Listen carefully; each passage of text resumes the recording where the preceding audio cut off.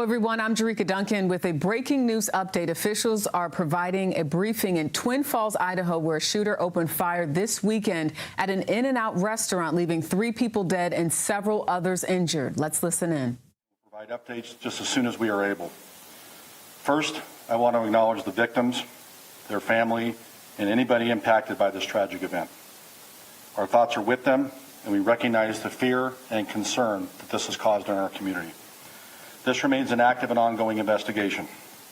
Our priority is to provide the most accurate information available, correct misinformation, direct victims, families, and witnesses and community members to the proper resources. We understand that there are many questions, and we will try to answer as many of those in time as we can.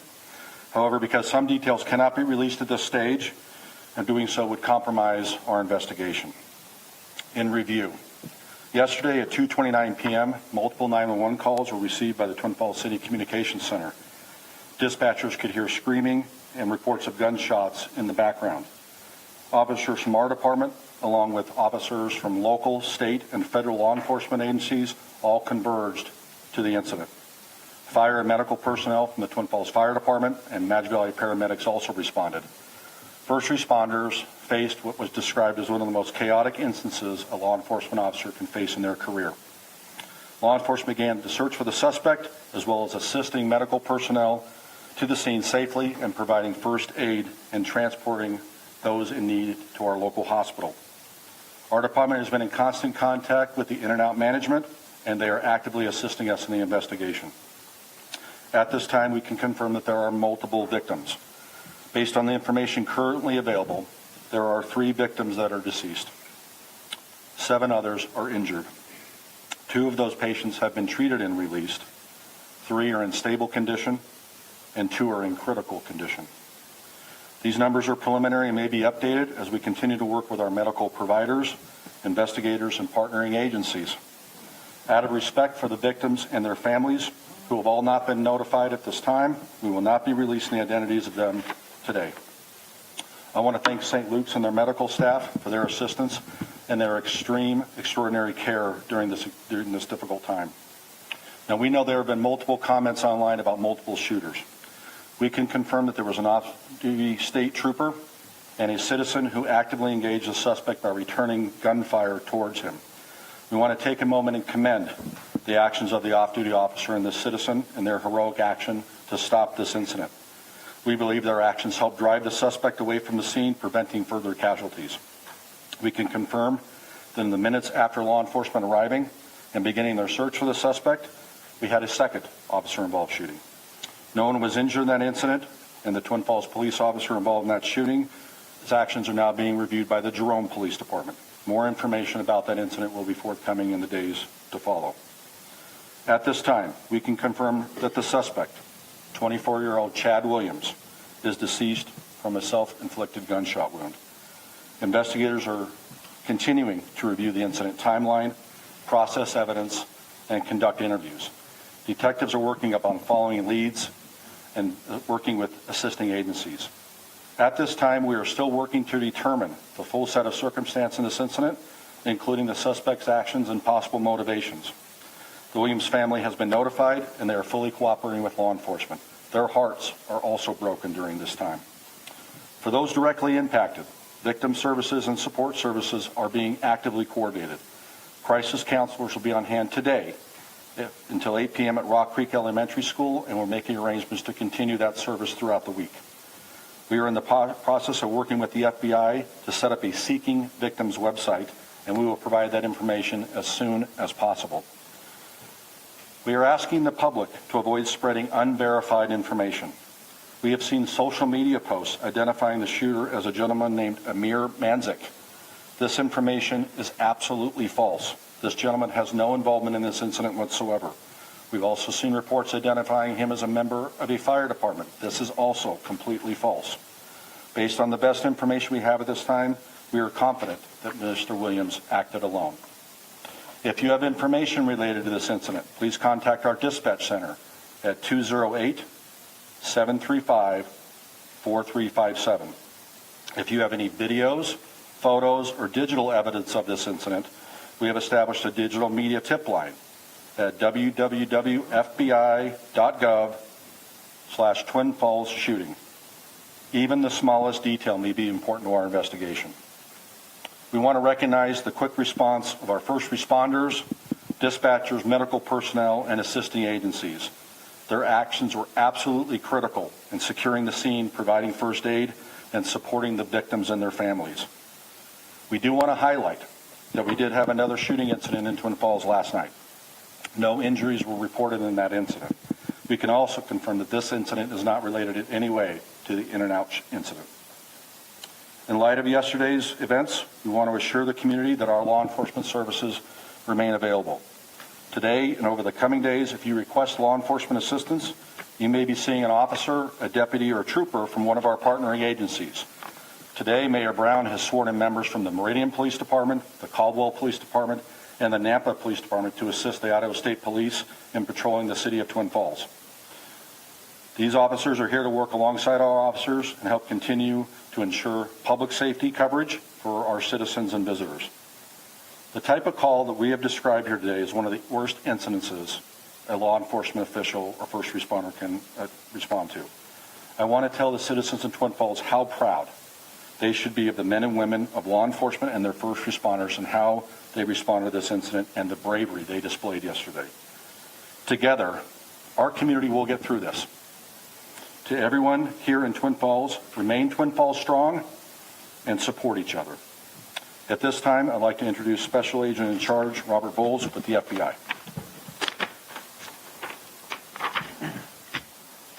Thank you, Chief Hicks. My name is Robert Bowles. I'm the Special Agent in Charge of FBI Salt Lake City, which covers Idaho and Utah. First, on behalf of the FBI, our hearts go out to the victims and to everyone affected by yesterday's tragic shooting.